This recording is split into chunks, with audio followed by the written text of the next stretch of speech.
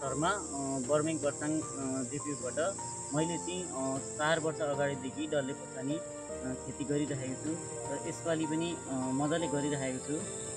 मलाई 3 वर्ष अगाडि चाहिँ त्यस्तो केही थाहा थिएन। अहिले चाहिँ अब के गरेर कसो गरेर यसलाई कति बेर दबाई हाल्नुपर्ने, कति बेला स्प्रे गर्नुपर्ने, यो सबै अहिले टेक्नोलोजी गर्दा मेरो परिवारमा मिसेस, आमा अनि नानीहरू सबैको सहयोगले गर्दा यो फार्म गर्न सकेको छु मैले।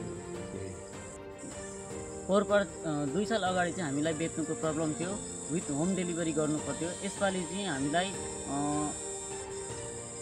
सिम्फेडद्वारा घरमै आएर सिम्फेडले उठाइदिनु हुँदैछ। सिम्फेडले भयो 30-35 केजी, अरू फाल्टु जग्गा भयो 150 केजी भइसक्यो।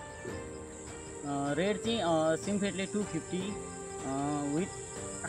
विथ इन्सेन्टिभ सिम्फेडले प्रोभाइड गर्छ। लोकल रेट चाहिँ 300 छ। यो खेतीले गर्दा मेरो परिवारलाई सजिलैसँग लाइभलीहुड चल्दैछ। अहिले चाहिँ सिओसीले हामीले सिड फर्स्ट अफ अल हामी ट्रिटमेन्ट गर्नुपर्छ। त्यहाँबाट जब बिरुवा हुर्किँदै जान्छ त्यहाँबाट हामीले सिओसी स्प्रे गर्नुपर्छ। अन्त रुफाले कमिलालाई स्प्रे गर्नुपर्छ। मैले 2मा गाई पालेको छ, अन्त 8-10 वटा बाख्रा पालेको छ।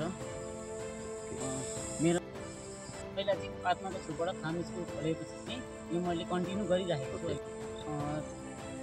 आत्माको थ्रु पछाडि पिएमकेएसवाईको एमआईको ट्याङ्की इन्स्टल भएर हामीलाई ड्रिप इरिगेसन स्प्रिङ्कलरको फेसिलिटी डिपार्टमेन्टबाट प्रोभाइड गरिदिनु भएको छ।